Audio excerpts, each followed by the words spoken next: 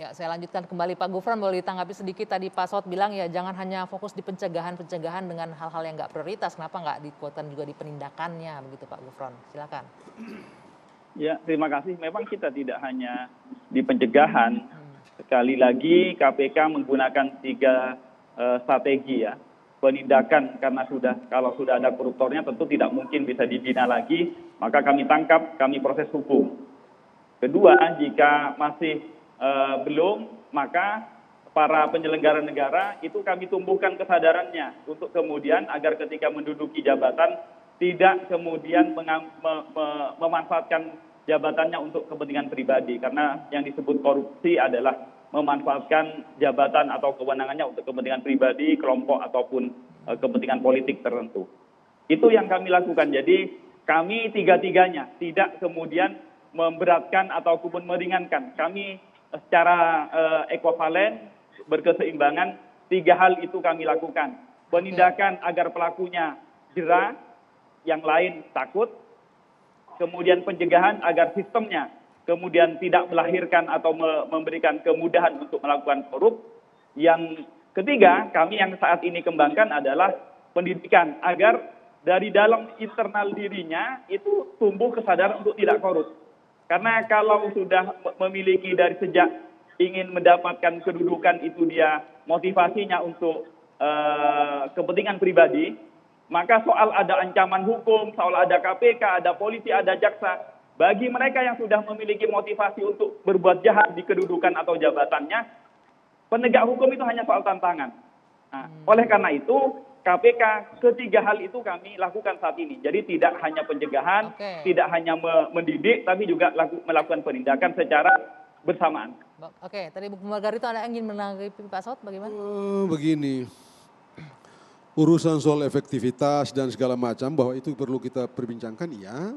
Tetapi saya menyarankan agar itu tidak menjadi focal point. Oleh karena apa? Kalau itu misalnya seperti Pak Saud bilang itu tadi, orang juga mempertanyakan KPK. Hampir 20 tahun apa sih Anda bikin? Apa sih faktanya kayak begini? Korupsi menggila gitu. Tidak kurang-kurang, apa efektifnya KPK itu? Kalau kita bicara dalam perspektif itu. Karena itu saya setuju dengan Pak Gufron, fight. Semua strategi, semua cara yang memungkinkan menjadi castle atau castle of corruption itu, fight. Lakukan itu. Termasuk ini, Anda bayangkan ini kalau saya, ini orang-orang koruptor-koruptor ini, kalau dia nanti malam dia renung-renungkan, aduh gila nih gue dipermalukan sama ini Pak Gufron sama kawan-kawan nih. Gue mesti duduk di depan, gue bilang gue ini korupsi loh. Korupsi itu begini. Akal Anda secanggih apapun akan ketahuan begini. Begitu kamu masuk dalam penjara sana, kamu dicincang oleh kerinduanmu terhadap anak istri dan segala macam dan tidak bisa bikin apa-apa. Oke. Mati kamu di dalam sana itu. Jadi kalian yang belum korupsi, jangan pakai akal bulus, jangan pakai begini, kalian mampus di dalam sana. Oke, itu dari sudut pandangnya. Jadi menurut saya menyarankan kepada Pak Gufron dan kawan-kawan, apa yang sudah diputuskan ini, saya senang sebenarnya sampai beberapa saat tertentu saya senang karena ada orang yang koruptor-koruptor itu mau lakukan, padahal kalau saya ini nggak mau ya bilangnya. Oke. Gila ini. Tapi ini saya ingin menghadirkan komentar-komentar berbeda nih dari Bung Margarito nih. Kita lihat dari beberapa Twitter yang juga berkomentar mengenai rencana untuk melibatkan narapidana korupsi untuk penyuluhan anti korupsi. Ini yang pertama dari mantan pimpinan KPK juga Bambang Wijoyanto menyebutkan mati ketawa ala pimpinan KPK, eks-koruptor direkrut untuk jadi penyuluh, tapi insan KPK yang berjasa dijebloskan koruptor justru ditewekakan dan dihabisi. Apakah kita sedang ditinggikan kedunguannya? Oke, selanjutnya ada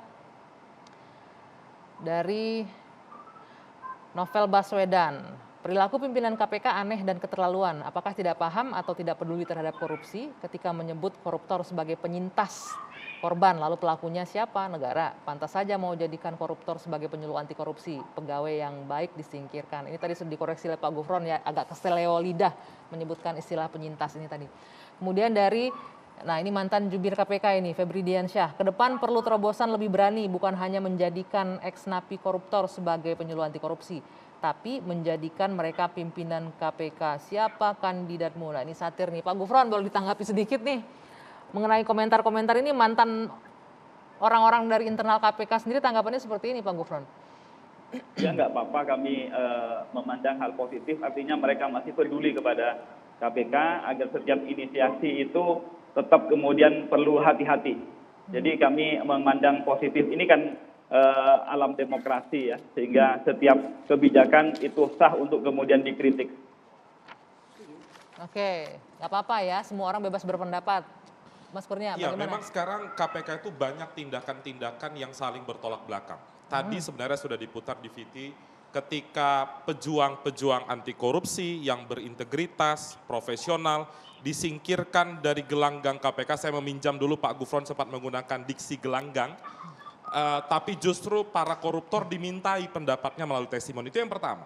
Yang kedua, beberapa waktu yang lalu Alexander Marwata, salah satu komisioner KPK mengatakan kalau kita mengumumkan nama tersangka belum ada penahanan, maka ada pelanggaran HAM.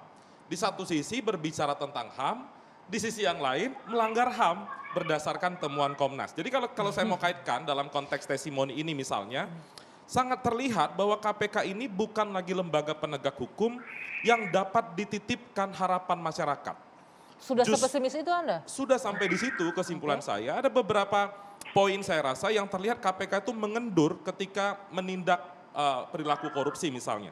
Dan saya ambil 3 indikator, kuantitas, kualitas, dan isu hari ini.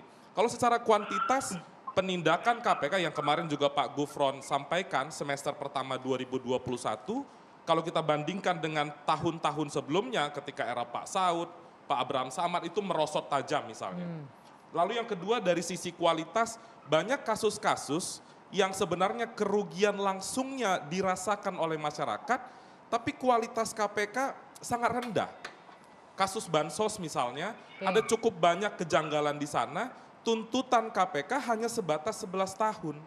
Padahal masyarakat ekspektasinya sangat tinggi, kalau bagi ICW sebenarnya orang seperti Juliari itu pantas dan layak seumur hidup penjara.